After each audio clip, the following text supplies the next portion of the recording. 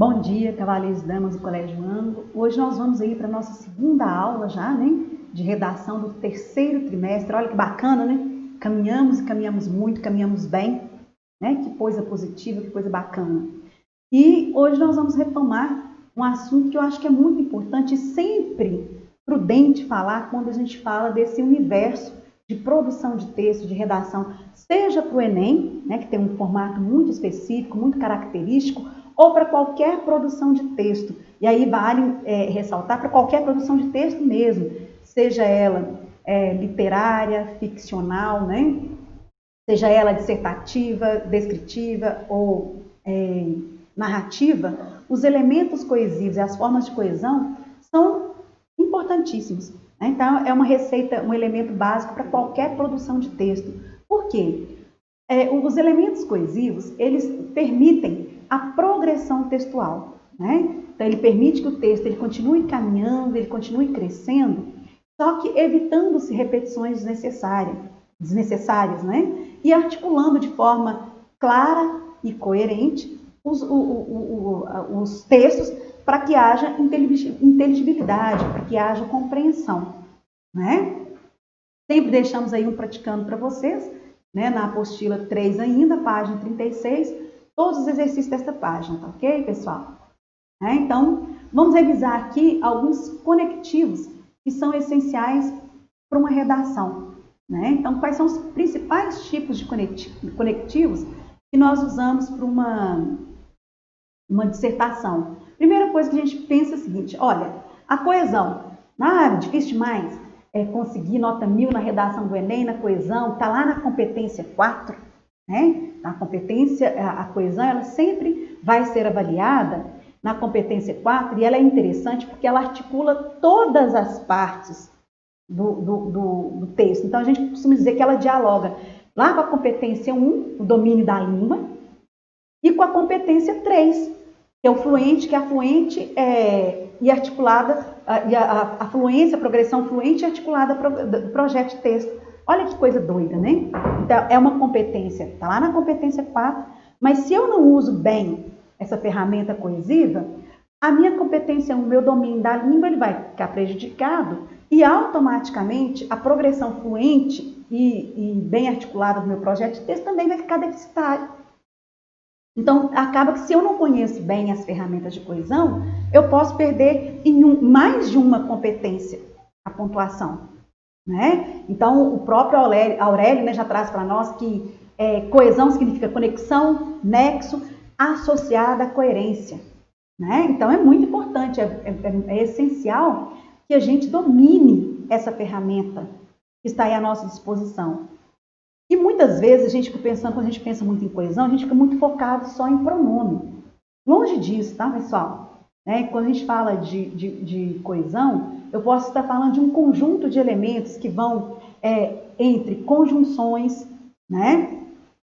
Advérbios, preposições, né? Pronomes. Então, é um universo muito amplo que me permite progressões, né, de texto e retomada de texto. Eu falo que é o olhar anafórico e catafórico, né?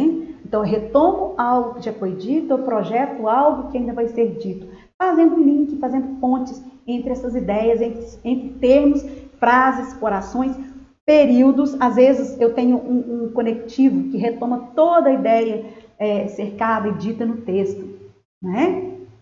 Então, quando eu quero ligar, né, apenas ligar ou acrescentar um elemento ou uma ideia à argumentação, o que eu faço? Eu posso usar conectivos como o também, o como, o bem como, o ainda, o nem, não apenas, não somente, tão somente, o e. Então, olha que interessante, porque a gente precisa mostrar lá na competência 4, não só o uso dos elementos de coesão, mas também o repertório de elementos coesivos. O que significa dizer isso? Eu preciso mostrar que eu sei variar. Eu conheço os elementos coesivos, mas também que eu sei variar. Então, trouxe um exemplo aqui para vocês. Ao aprovar o projeto da Lei Maria da Penha, o Congresso não apenas cumpriu seu papel, como também acompanhou demandas importantes da sociedade. Então, olha, não apenas como também. Então, ou seja, eu liguei acrescentando elementos, estou acrescentando ideias a elementos. Posso escrever isso de uma outra forma. Ao aprovar o projeto da Lei Maria da Penha, o Congresso apenas cumpriu seu papel ao acompanhar as demandas da sociedade. Perceberam aí como que mudou o sentido? Não apenas, como também. Agora aqui, apenas cumpriu o seu papel ao acompanhar. Então, nós acrescentamos com pontos de vista, com ponto de vista diferente, com viés diferente, mas nós estamos usando aí ferramentas que ligam uma ideia a outra, uma oração a outra, articulando e trazendo informação. Esses coesivos, eles reforçam ideias, eles reforçam a argumentação, ok? Outro exemplo, eu poderia querer, ao desenvolver meu texto, inserir uma ideia de ressalva, né? Quando você admite alguma coisa, então, uma ideia de oposição, de contraste, de ressalva, né? De abrir um precedente para alguma coisa. Então, o que eu posso usar? Posso usar o embora, posso usar o não obstante, o se bem que, o posto que, ainda que, mesmo que, conquanto que, apesar de, a despeito. Então, vamos ver um exemplo aqui que fica bem bacana para vocês entenderem. A Lei Maria da Penha foi um avanço, embora o número de homicídios de mulheres não tenha diminuído e seja necessário avançar mais. Perceberam qual foi a presença, a ideia do embora aqui? Fazer uma ressalva. Eu apresentei uma informação e ampliei essa informação fazendo uma ressalva. Outro exemplo, a Lei Maria da Penha é um avanço, apesar de o número de homicídios de mulheres não ter diminuído. Então, usamos nas duas o embora, estabelece ideia de ressalva. O apesar de também estabelece ideia de ressalva. Qual que é o objetivo aqui? Mostrar que eu posso usar repertório diferente. Eu não preciso usar o embora no meu texto inteiro. Eu posso variar o meu repertório. E aí, ao variar, eu reestruturo, faço uma estrutura diferenciada, mais sofisticada. Ok? Ah, mas e se eu quiser dar a ideia de contrapor um elemento, uma ideia a outra?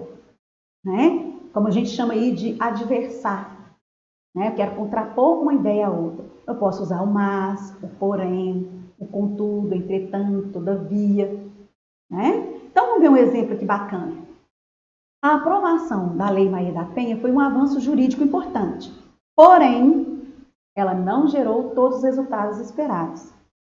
Embora ela não tenha gerado todos os efeitos esperados. Posso escrever esse mesmo enunciado variando o meu repertório. A aprovação da Lei Maria da Penha foi um avanço jurídico importante. Entretanto, ela não surtiu todos os resultados esperados. Perceberam aí a ideia de contraposição? Aqui nós estamos usando uma conjunção, mas eu poderia ter feito essa mesma conexão através de um advérbio, que daria a mesma ideia, só que modalizando de uma forma mais subjetiva. A aprovação da Lei Maria da Penha foi um avanço jurídico importante e, infelizmente, ela não surtiu todos os efeitos esperados. Aí perceberam que o ela, estou usando um pronome. Ao invés de repetir a palavra a Lei Maria da Penha, estou falando ela. Progredi, continuei falando sobre o mesmo assunto, evitando-se as importantes repetições não necessárias. Ok? Mas eu também poderia ter uma outra coisa. No meu desenvolvimento, eu poderia indicar uma ideia de fato como consequência de outra. Eu quero concluir como argumento. O que eu poderia usar? Qual seria o conectivo que eu poderia utilizar? O portanto, o com isso. Olha quantas opções. O logo, assim, dessa forma, tão quanto, tamanho quanto, para tal, para tanto. Vamos ver um exemplo na prática? A Lei Maria da Penha fez aumentar o número de mulheres que denunciaram seus agressores. Portanto, ela tem um aspecto positivo que não deve ser menosprezado. Estabeleci a consequência de um fato em relação ao outro. A Lei Maria da Penha ampliou o número de agressores denunciados. Logo, a lei teve esse resultado positivo. A Lei Maria da Penha não conseguiu diminuir a violência. Para tal, ou seja, para que isso acontecesse, o que aconteça, será necessário avançar mais e mobilizar novo debate em sociedade. Viram aí que bacana como que eu posso articular as minhas frases usando uma estrutura sintática mais sofisticada? Né? E aí, sempre reforçando que esses recursos coesivos, eles são elementos importantíssimos e indispensáveis na construção da redação, né? Porque eles é que vão conectar as suas ideias com os seus argumentos, a fim de ajudar o quê? Né? Que a gente possa progredir no nosso texto. Aí eu fiz aqui para vocês, né, uma lista de recursos coesivos que podem ser usados na construção dos vários textos, né? Então, tem aqui uma lista com as prioridades e relevâncias. Então, eu quero ressaltar a ideia de prioridade e relevância, ó. Em primeiro lugar, primeiramente, principalmente, primordialmente, sobretudo. Quando eu quero estabelecer uma ideia de temporalidade, então, enfim, logo depois, logo após, a princípio, pouco antes, pouco depois, anteriormente, posteriormente. Perceberam aí quantos conectivos, né, que vocês podem usar para estabelecer essa ideia de tempo? Posso usar conectivos que estabeleçam ideia de semelhança, de comparação, de conformidade como, consoante, segundo, da mesma maneira que, de modo que, igualmente, da mesma forma, assim também, né? Segundo. Então, nós temos uma gama imensa de elementos que eu posso utilizar como repertório. Eu quero usar a ideia de condição, de uma hipótese dentro do meu texto. Olha o se, o Deus de que, salvo se, exceto, contanto que, sem que, desde que, eventualmente. Vendo, a gente tem recursos para isso. De adição de continuação. Além disso, ademais, outra sim, ainda mais, por outro lado, né? Também, mas também, como também, de dúvida, o talvez, o provavelmente, o possivelmente, é provável, não é certo, porventura, de certeza, de certo, por certo, certamente, indubitavelmente, inquestionavelmente, com toda certeza, sem dúvida, inegavelmente, daí por diante, né? De surpresa, imprevisto, né? De súbito, inesperadamente, como ilustração, esclarecimento, eu posso usar, por exemplo, sempre entre vírgulas, tá, pessoal? Por exemplo, isto é, né? Ou melhor, ou seja. Quando eu quero dar ideia de propósito, de intenção, a fim de, com propósito de, para quê, a fim de quê, com objetivo de, com intuito de. A língua é muito rica, né? Se eu quero estabelecer ideia de proximidade, lugar, distância, perto de, próximo a, né? Além disso, então tem muitas preposições, muitos pronomes que estabelecem fazem essa relação de lugar e de proximidade. Quando eu quero fazer uma recapitulação ou um resumo, eu também posso utilizar, né? Em suma, em síntese, portanto, em resumo, dessa forma, por consequência, e vai. Né? Nós temos repertório, a língua nos permite muita coisa. Assim como nós temos consequência e causa, contraste, oposição e ressalva, alternativa, negação. Perceberam aí que nós temos muitos repertórios para a gente ficar aqui repetindo maçambarra e repetir repertório dentro de um texto de 30 linhas, né? Posso estabelecer ideia de afirmação, de modo, de referência, de intensidade, de inclusão, de exclusão, né? Então, aqui, olha, quando eu quero incluir até, inclusive, também, quando eu quero excluir apenas, salvo que, somente, exclusivo, diferente da inclusão, que é o inclusive.